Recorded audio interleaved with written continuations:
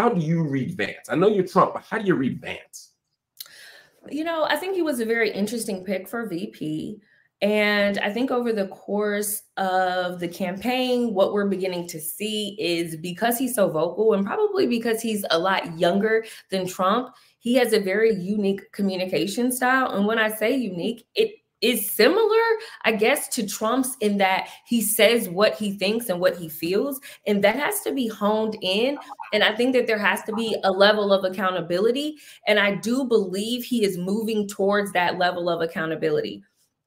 So whether it was talking about why he has changed his position and being quite honest about it, while others may seem or say like he's a flip-flopper and things of that nature, I think it's really interesting because what you're seeing is people who didn't vote for Trump previously that are interested and that are going to vote for him in this election cycle can resonate.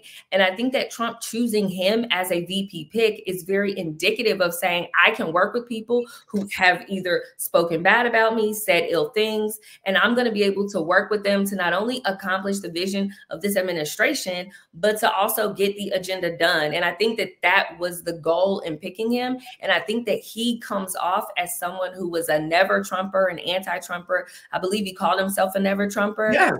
And then became a Trumper to show that evolution, that this is what I believe and this is who I'm going to vote for. And if I can do it, you can too. And I think that that resonates with people who feel like a little bit strange that they were so against him and now they're considering voting for him or are going to vote for him. But Vance said, actually, he said why he converted to Trump, right? So he actually said from his own words that he was troubled by how negatively people were talking about Trump and he felt bad for him. This came out of JD Vance's mouth.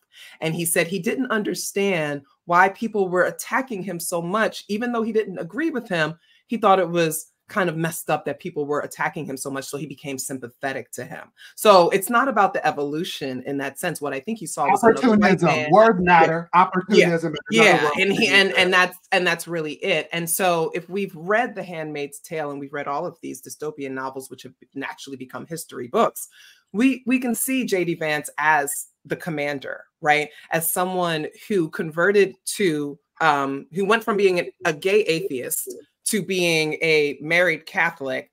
And he's now pushing this natalist agenda, right? He doesn't care about Donald Trump. He doesn't respect Donald Trump. He doesn't think that he's smart enough of anything.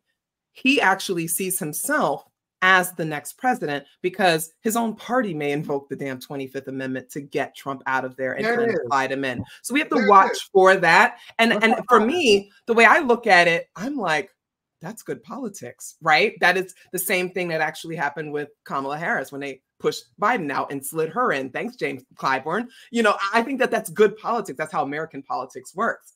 So we're naive if we say that that isn't a possible plan, right? The problem that I have, this very sincere problem that I have with JD Vance, aside from the fact that he's obsessed with people having babies, is that he lies. Everything that comes out of his mouth is a lie.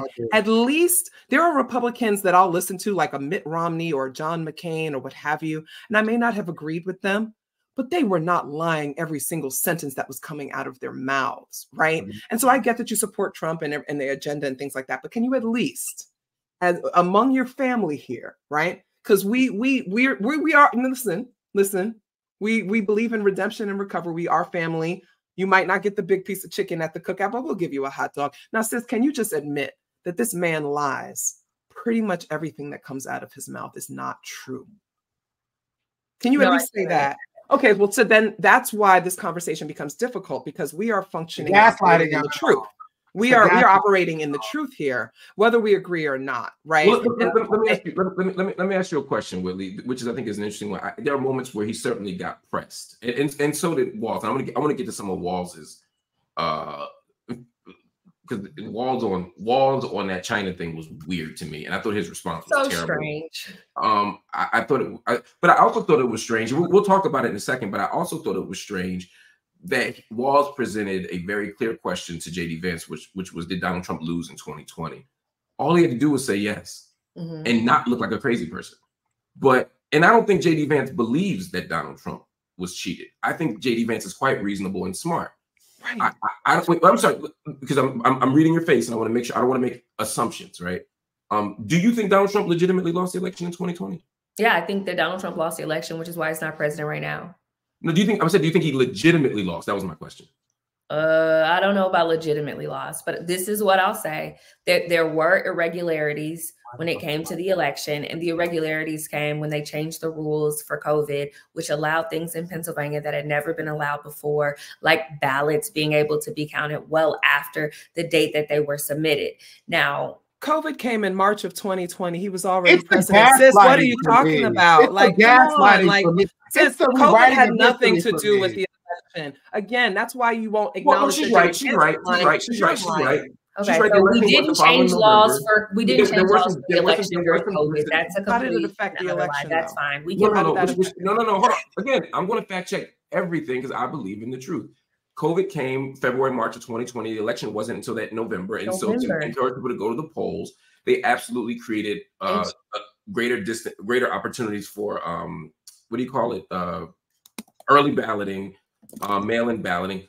At the Which same favors time, Democrats, at the same right? time as Republican-led state legislatures were engaging in voter ID efforts and other voter suppression efforts. So what point are you making? So if I was able not to allowing before being called a liar, if I was able to finish before being called a liar, what I was going to say is honestly, what's good for the goose is good for the gander. So the same issues that people are complaining about happening in Georgia right now are the same issues that Republicans were complaining about in 2020 in PA. So you have this exact same thing happening where not on the federal level, but on the legislative level, you're seeing laws change specifically around elections. Now, I'm from a state that was the first to ever have voter ID laws, and I do not think that that is an infringement. However, we also have the availability of free IDs to be able to vote as well. So I'm not sure if those states are fair enough. But I mean, Biden won PA by 1.7%. Biden won PA by 1.7 point. How did free and accessible are not the same things? That's why we're fact checking in real time. We're fact checking in real time. Free and accessible are not the same things. To her point about infringement, let's not be circumspect. Let's be direct. Let's be precise. Let's acknowledge that words matter. Things. Well, I was already called a liar for something that was true. So words do matter. Accountability is important as well. Accountability is important. Y'all know nothing about accountability, which is so funny. Because you know nothing about. Y'all know nothing about accountability. Y'all know nothing about accountability. Nothing about it. I'm sorry. I just want to fact check really quickly. She mentioned PA. She mentioned PA. She mentioned PA. Can we fact check PA? Everybody, I just want to hold on. Regardless of what happened in Pennsylvania, I understand Whitley's argument, which is that Pennsylvania may have been unfair to Donald Trump. My only point is Pennsylvania is 19 electoral votes. Democrats got 303 or 303 to 235, meaning that even if we were to just give Donald Trump Pennsylvania because he was treated so very, very unfairly, he still loses the election. So there's no argument that Pennsylvania delivered a presidential election. I'm not making any claims. I just want to make sure. All I'm saying is that laws were changed, and those laws that were changed is what Republicans feel busted the election open. Just like right now, laws are. I just want to finish my point, sir. You're so upset, and I don't understand. I'm not upset again. It's the gaslighting. I've never said I was upset, sweetie. Right now, this is not upset. This is righteous indignation at the gaslighting and the lying. You have not seen me upset. I wouldn't give you the benefit of upset, but love, I wouldn't give you that. You wouldn't get that from me. This is frustration with the gaslighting, with the fact that she's not wrong. Wait. She's not wrong. There is a little bit, in fairness, there is a little bit of sophistry happening here, only to the extent that I asked you if it was a legitimate. I asked you if it was a legitimate victory for Trump or for Biden, and you said you questioned the word legitimate, and you pointed to Pennsylvania. But what I'm saying is, even if Pennsylvania were not even just Pennsylvania, all I'm saying is the reason why Republicans feel like it was illegitimate. Some of them, not all of them. But you're saying why you think it's illegitimate. No, that I didn't. I'm asking you. I'm not saying what you said. I've already stated that Donald Trump is not the president. I've already stated that he lost the election. Right, like, that wasn't the question. I said that off tops, first off. Right, but that we wasn't don't the even question. need to go there. What I'm saying is you have already answered that question, but it wasn't the question I asked. My question was it legitimate? Yes or no? Was his victory legitimate, Joe Biden? I think Joe Biden's victory was legitimate. The reason why Republicans are questioning it is because all of the things that I had previously named, which is the same reason why I believe in this election, if Trump wins, that other people will question it because they feel like the laws that are being put in place specifically in Republican-led states is going to be prohibitive for Black people in particular to be able to vote. Okay, so now to my JD. No. I got to keep going because we'll never get to the point. All right. My JD Vance question for you was: JD Vance very reluctantly, well, not very reluctant. He avoided the question. He wouldn't give a straight. He kept saying, "I want to move forward. I don't want to talk about the past." Why did he make that choice? You're asking me, I wish we could talk about the debate. I don't know why. I can only tell you. No, I'm not asking you in his head. I'm saying strategic as a strategist. I can only tell you what I think. And the reason that I think that he made, you're asking me why, but I'm going to give you my perspective. Once again, I'm not a surrogate for the campaign. Okay. Let me pause. We're misreading each other. When I say, why does he do that? I mean it in the sense of a man crosses the street. He stops at the corner. Why does he do that? I'm not asking you to think for the person. I'm asking you to give me a strategic reason why a politician would. I understand that's what you're doing, but as I've sat here on this platform, I've been called a liar when I wasn't a liar. So I have to be very particular in what I'm saying to make sure that people understand my perspective. So I don't know why he said that, but I can only. Why would one say that? Why would one take that approach? That is my question. Why would a person? Why would one take that approach? Why would a human being take JD? I won't say JD Vance's name. Why would a politician refuse to answer that question strategically? Well, I believe the reason why he didn't answer the question is because he's the vice president of Trump who believes that he did not win the election. And so he wants to remain in the good graces and good light of Trump. So he said exactly what Trump would think is appeasable. That's just does that approach concern? Does that approach prove effective in your estimation to the voter who might be Republican but really thinks January 6th was crazy out of pocket, right? Like January 6th was wild. We don't want to defend that. We don't want a piece of that. To me, JD Vance's response was not so much to make Trump happy, which might be true. I don't disagree with that, but more to make that base happy, the people who actually go in to the Capitol and tear shit up, right? Those are the people who I think he's trying to play to. Because if you say it's a fraud, then they all start going, wait a minute, we did that for nothing. And you saw that with Nick Fuentes a few weeks ago. He literally was on air like, wait a minute, because Donald Trump said, yeah, I lost in a speech. He later said he was being sarcastic. Who knows with Donald Trump? I'm inclined never to believe what he says. But whether you believe him or not, there were people who didn't like that Donald Trump said, I lost. JD Vance obviously wants to keep those people in his pocket, as any politician would. But the question is, do you lose anything for that? Are there people who will be so disgusted by that approach or frustrated by that approach that they say, you know what, if you can't even admit you lost in 2020, I don't want no parts of this. You've learned nothing. I don't want parts of this again.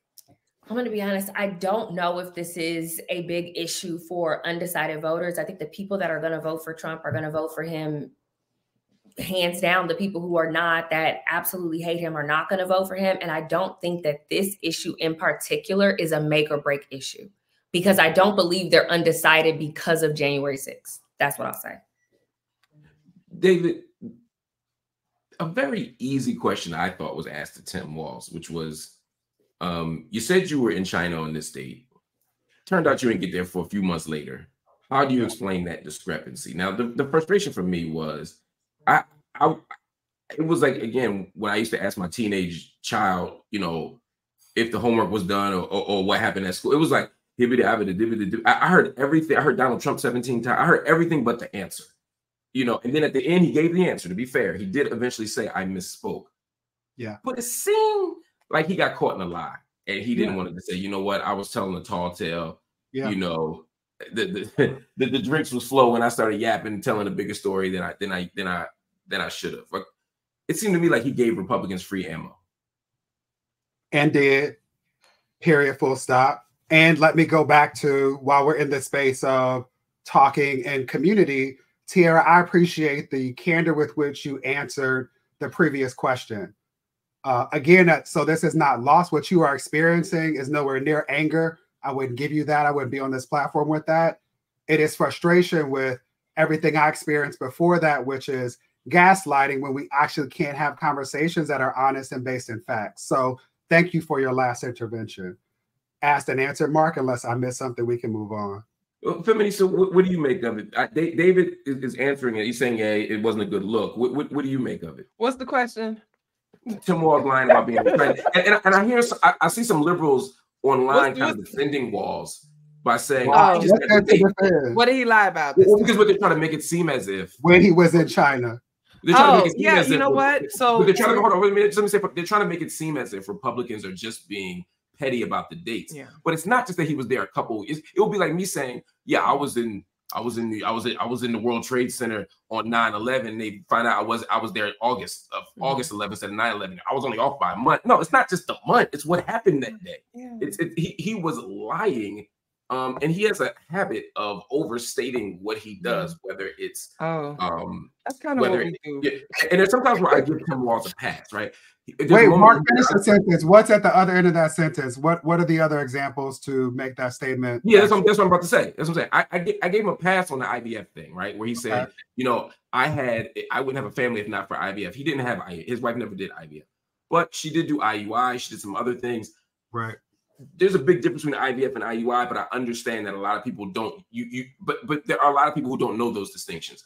As someone who's done both, I've said IVF when I mean IUI because I feel like people just find out what IVF is, and so sometimes it's just using a common language. You know what I mean? Yeah. So I understand that sometimes people do that. He's been accused of stolen valor, you know, overstating his military experience and what he did in military service. So there are multiple examples where Tim Walz has just told too tall of a tale. He ain't the only politician to do that. Obviously, Donald Trump does it. You know, JD Vance tells some whoppers, not usually about himself. He tells them about other people. Whereas Walz will be like, you know, I was in Vietnam. You know, Walz will be like, I was in Springfield and they was eating people. You know, like they all have their own version of it. Vance does. That's what I'm saying. Like, my bad. So if I said Walz, I meant Vance.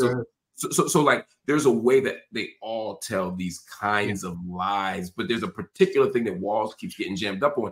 And I don't care about the particular lie of Walz in China. I'm like, yo, it's just, one, is it indicative of something deeper? But two, like, why handle it this way? It seemed like bumbling that answer made it a bigger deal than it needed to be. Yeah. So I don't care. So to me, it's, what are you lying about, right? If he's, because I don't care if he's lying or if he misspoke or on, they're politicians. Every single one of them lies. They lie every single day whenever they're in front of a microphone. It doesn't matter what side you're on. Politicians are going to lie. So we accept that as a fundamental truth. Then we have to think about, okay, so what are you lying about? Are you lying and denying that the U.S. sent billions of dollars to Israel to exterminate the Palestinians? Or are you lying about, you know, you don't know the difference between IVF and other things like that? I actually don't believe that the man does. The man ain't got no money. He's around the way guy. He's a coach. I don't expect him to know all the particulars of those things. Now, when he was talking about his National Guard stuff and things like that, it's like, all right, to me, what material effect does this have on the United States people, like the citizens here, the people living in this country? That's what I care about. And that's on both sides. Like, I expect them all to lie. What really troubled me tonight was that JD Vance lied every time he opened his mouth. Tim Walz gets a little flustered where, you know, he's a passionate areas. We kind of, sometimes we just go in, we're like, we can't, you know, whatever. Yeah. But he's not lying about things that are like having harm. JD Vance outside this debate I don't know. Like, okay, listen. First of all, they're running for vice president. Vice president does nothing, which is why the whole Kamala Harris. Unless the president gets incapacitated. Yeah, but they're not. That part. They don't do anything anyway. So this is all political. So they're all talking nonsense. But anyway, what that's not true. Come on. Like Okay. Again, Kamala's in this position because the Democratic Party believed that the party didn't want a chance. Joseph Robinette Biden died while in office. And then opening up to chance. No, I get it. No, I get it. I get it. It's the both. It doesn't matter until it matters. If Tim Walz says that his wife had IVF when she had another procedure, what material effect does that have on the American people? Pathology. You know what I mean? Like, and that's what I'm saying is that JD Vance tonight exhibited his pathology, which he just admitted when he was talking to Dana, and he said, if I have to make up stories to get the people to pay attention, he already let us know he is willing to lie in spite of get ahead.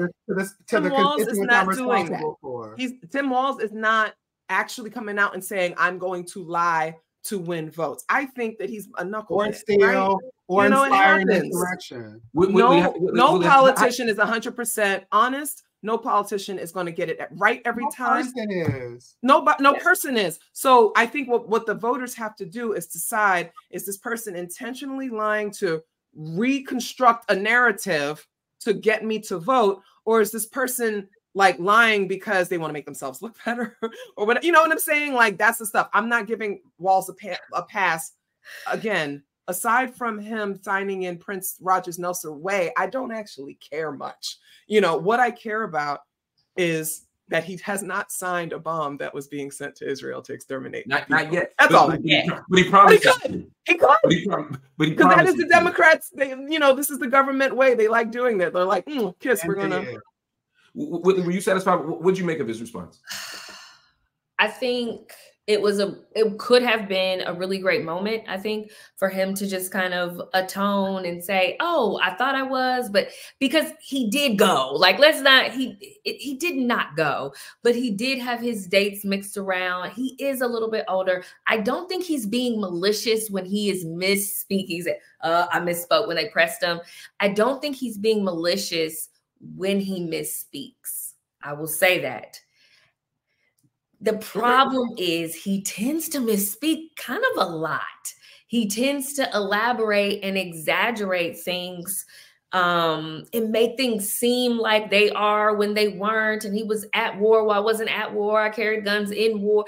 Like, he does this quite often. And the issue that I honestly have with it is that we can't do that. Like, we can't misspeak in that way. If I was running as a VP or anything, I have to have my facts down so precise that I cannot misstep. I can't make a wrinkle or a crease as a person of color. And I just think it's rather interesting that he's able to elaborate on the things that he's done in the past. He's able to misspeak about things that have happened to his wife. He's able to, misspeak about whether he went to Asia and things like that. And he misspoke again tonight, saying that he was friends with school shooters. I know that he did not mean that. I mean, right. That's just a stumble. I know he didn't mean it, right? But it's the fact that it's okay. But if it were me, so Trump lies every time he opens his mouth. There's a level of privilege that I believe that he has in the complexion of protection that allows for him to maneuver in this way. Right. And we can't maneuver in that way. That's what burns my biscuit. Do you think he lies more than Trump does? Do I think that he lies more than Trump? This is what I'll say. I know that there have been some mistruths that Trump has said. This may sound crazy. This may sound crazy. I honestly believe that Trump believes what he says. No, I agree with you. I think he does. I agree with you. No, I don't think so. Because that wasn't the question, beloved. But that wasn't the question. Like, I honestly, so acknowledging that. Who does it more? Who believes the lies that they tell more? Who believe? I don't know. Well, here's the thing. Because he said that Kamala Harris is Marxist, right? Everybody pause for a second. I'm gonna restate the question a little differently. Let's restate it. So, assuming that Trump believes these things that are not true, stipulating that still, who makes statements that are inaccurate more often? Regardless of whether they believe them or not, who do you believe is stating these untruths more? I believe that when Trump is fact checked, he has more mistruths and or lies or misrepresentations, or it was really this and it should have been that more. However, whenever he is pressed on it or asked about it, and he presents the reason why he said and did the things that he does, he convinced it. He believes it. And so I'm not gonna lie, that actually scares me. But I want to